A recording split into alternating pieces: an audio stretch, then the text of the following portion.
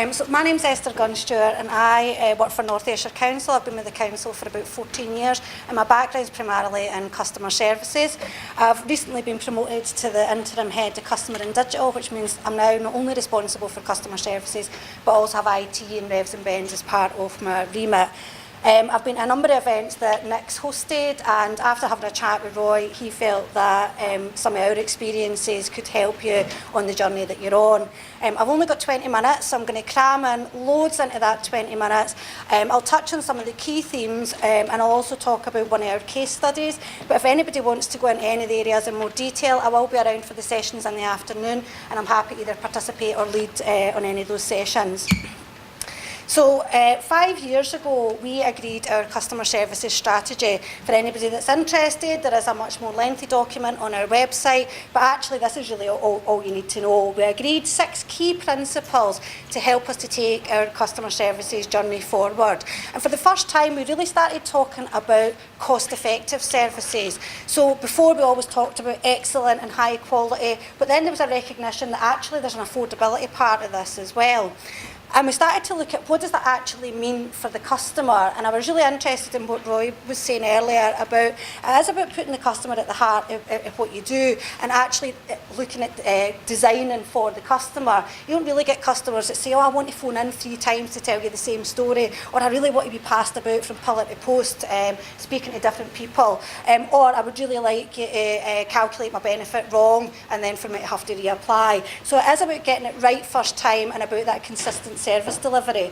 But we also really started to talk around efficiency, and the 2 areas there that we focused on was around channel shift, which I know has really been touched on already, about getting our customers to contact us through our more cost-effective channels, but also around failure demand. And I know that we've got a sort of mixed audience, so I just really want to touch a wee bit on failure demand or avoidable contact. When you're looking at digital transformation, the temptation is to think, oh, we'll put everything onto the internet, and then people will contact us through the internet, and that will be cheaper. But if your processes are rubbish in the first place, they're still going to be rubbish online, and actually everybody will be able to see that they're rubbish because they're much more transparent once you actually put them on the website. And I always think missed bins is a good thing to talk about, because everybody really understands the missed bin analogy, no matter what service you're from. So if you think about if a bin's missed, they'll phone the contact centre, they'll say the bin's missed, the contact centre will log the job, it will go to the back office, they'll then tell the guys, and they may or may not go back out in their van. So you've got the cost of processing that phone call, potentially the cost of the diesel having to go back out.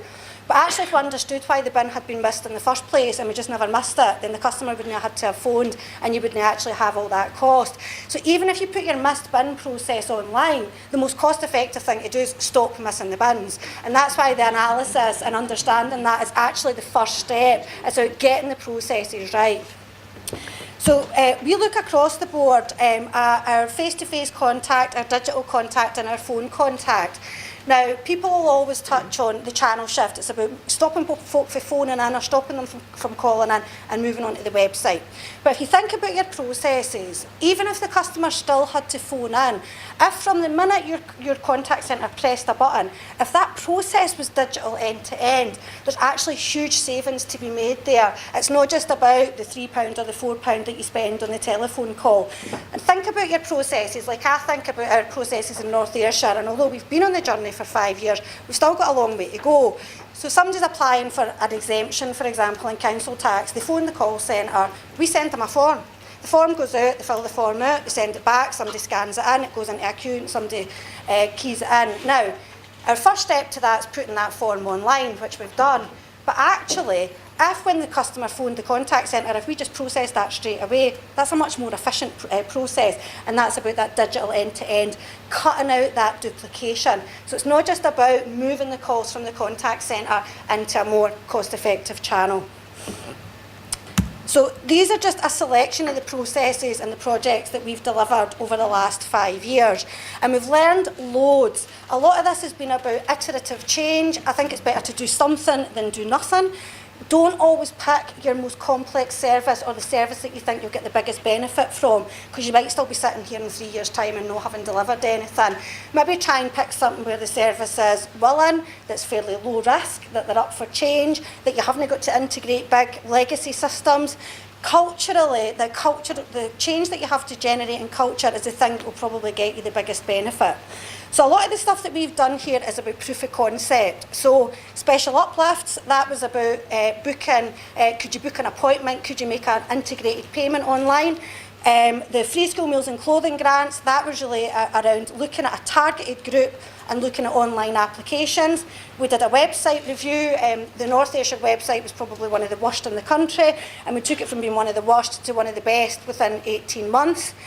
We looked at things like View My Rent and View My Council Tax online, which meant we were able to authenticate that the customer was who they said they were, and actually provide what was probably previously classed as fairly sensitive information online to our customers. I know I'm going quite fast, but I've got quite a lot to get through, so I'm conscious that Nick will be telling me that I'm running out of time. Now, Roy had touched on having a lean approach. Our teams take a lean Six Sigma approach to change, but I always think you need to be really, really careful whenever you start looking at these tools, because you can get completely paralysed by all the different tools that are actually available. We have a business improvement team, and what we've designed is what we call our change checklist, and it's something that I'll share with Roy that he can share wider with the group. It breaks down the different steps within the Lean Six Sigma process, and it highlights the different tools potentially that you can use, making sure that you put your customers and your staff at the heart of everything that you do. But it also tackles things like data protection, freedom of information, making sure that you're taking a risk-based approach and that you understand what's needed at each of the different steps. It looks at things like customer insight and understanding your customers and how you can best use the data that you've actually got to redesign the services. One of the most important things, now you don't actually need to see the detail of this because I know that the writing's really wee, it's really about the colours. So pre-2012, all of the blue was our operational teams. So they were the teams that were working in the contact centre, doing registrations, and the customer service centres. And the one person in green, that was the change person. So they were responsible, primarily working on our lagging customer relationship management system. And what we found was that trying to get operational people to do change at the same time just didn't work. The change was badly managed, our people weren't being invested in, things like our one-to-ones and our performance development and our coaching weren't happening, and people were being pulled from pillar to post. And also, sometimes your operational people aren't the right people to have the skills to take change forward.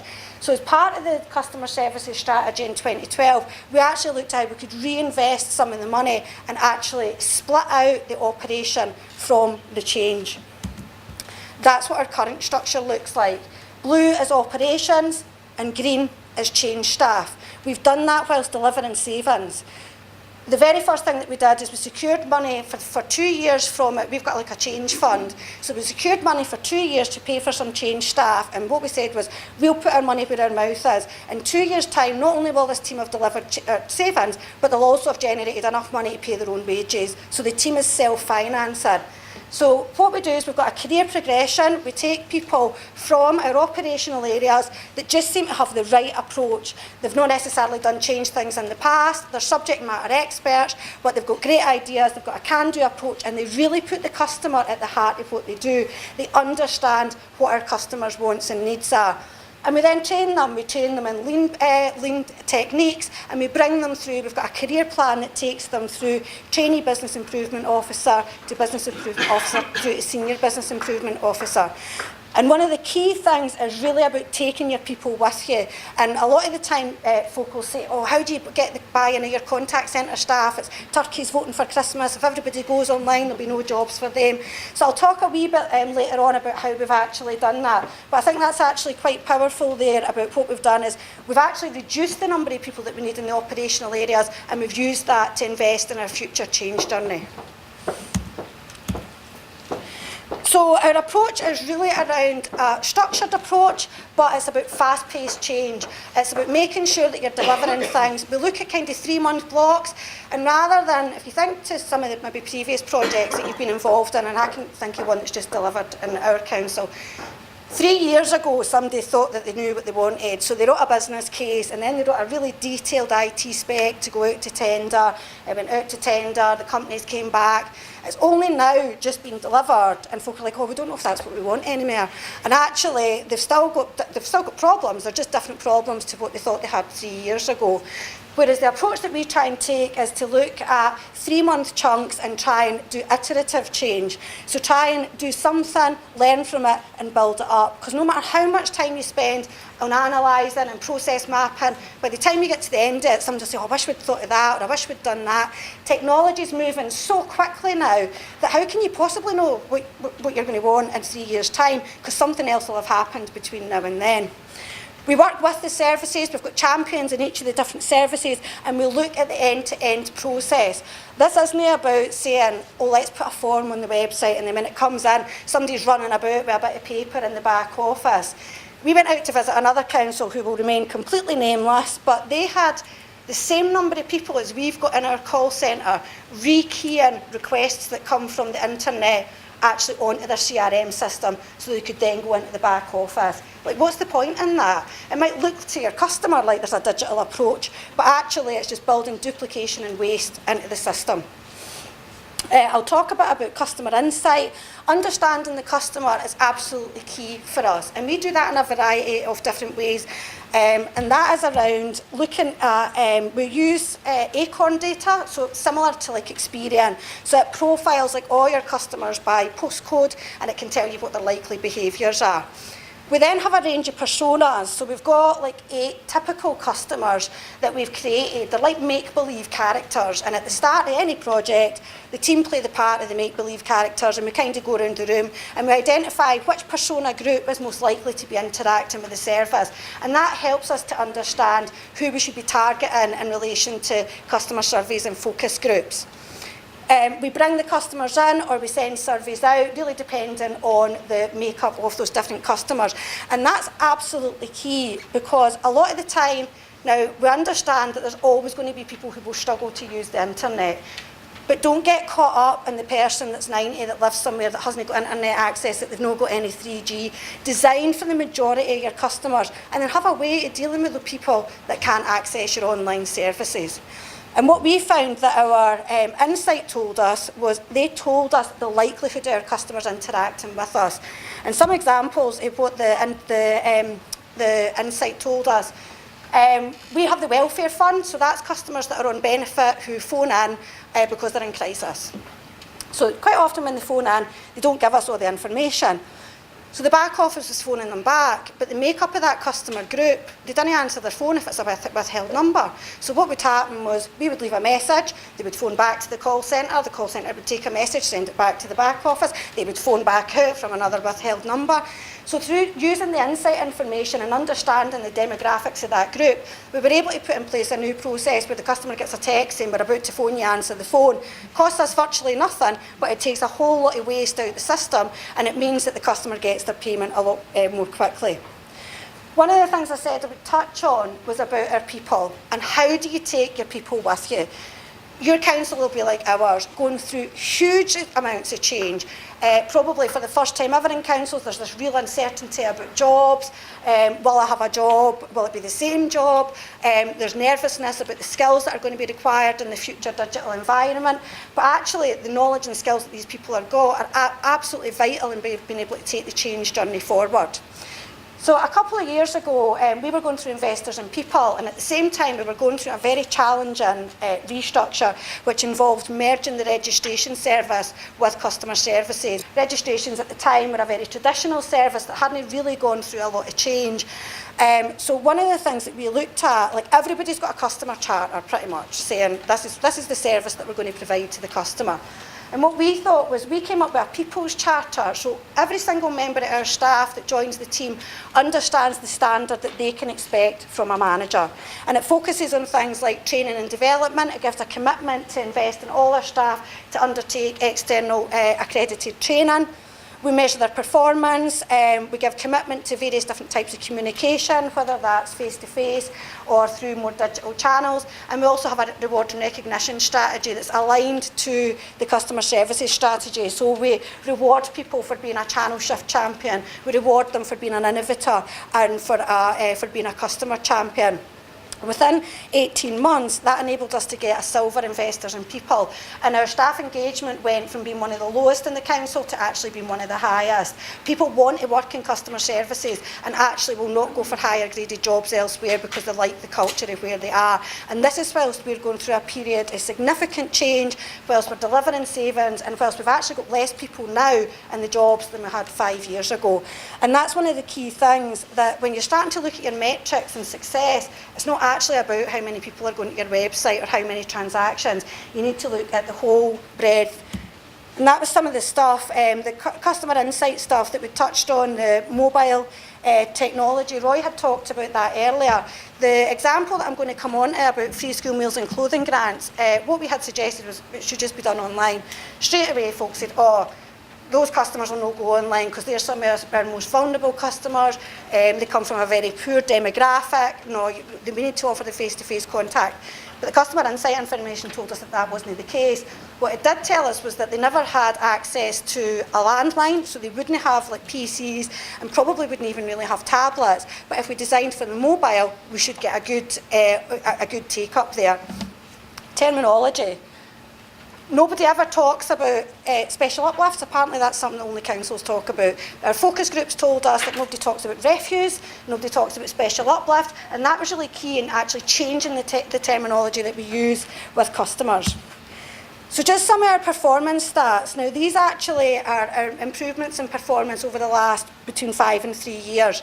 So our customer satisfaction increased to 98%, but that for us wasn't enough. What we wanted to focus on was how delighted our customers with the services. So we still measure satisfaction, but we actually say, based on 1 being disappointed and 5 being delighted, how delighted were you with the end-to-end service? And we use that information to drive the improvement forward.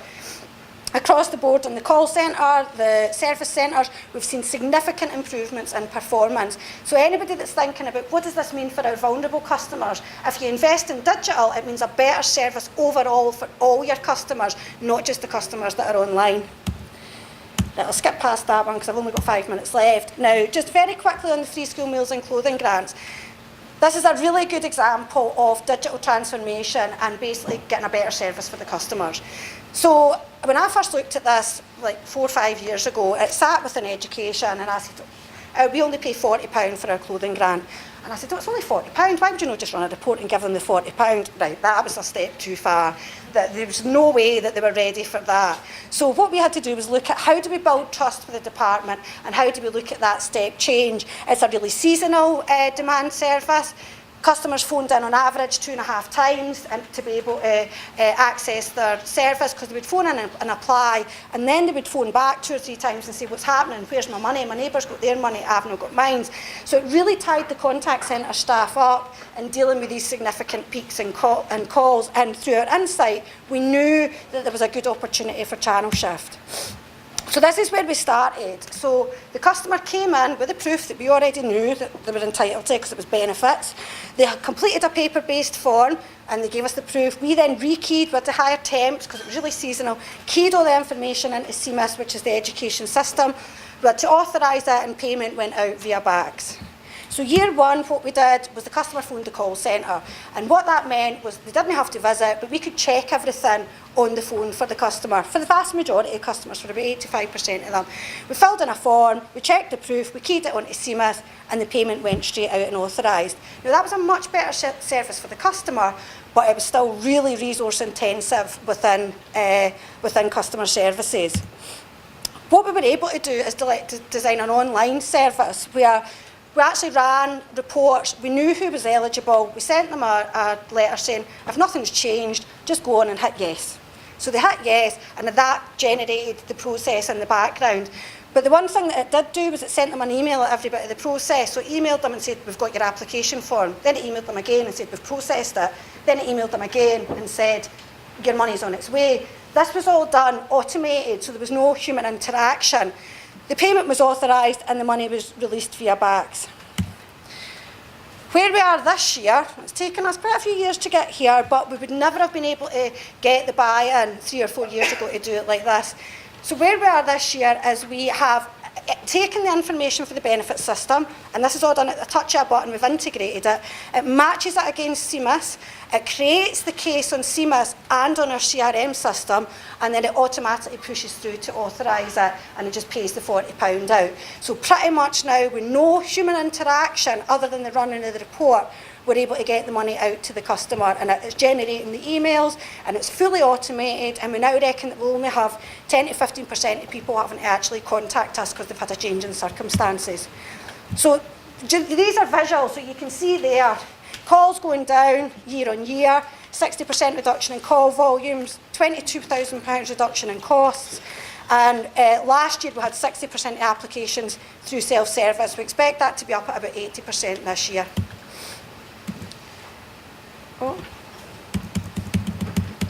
And more importantly, what our customers told us was they absolutely love it. We had 92% of customers saying that they were delighted with the service provided. And actually, it's not what people expect from councils. And that's what we're trying to do, is we're trying to raise the expectations that customers have.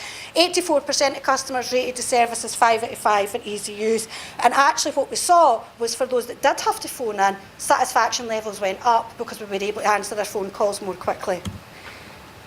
And that's just, again, visual, cost down, number of people who are accessing through a self-service channel up. And that's the testimonials from the customers. So just to finish, I've got 3, I think, the key steps: get the right people into the right jobs, absolutely key. Sometimes that can be quite a painful part of the journey, but you need the right people there to drive that change forward. Design for the customer, not for necessarily generating savings or online, and design for the majority. Make allowances or make plans for your exceptions, but don't get caught up trying to design for the most complex thing that comes up once every 5 years. And that's me. I'll be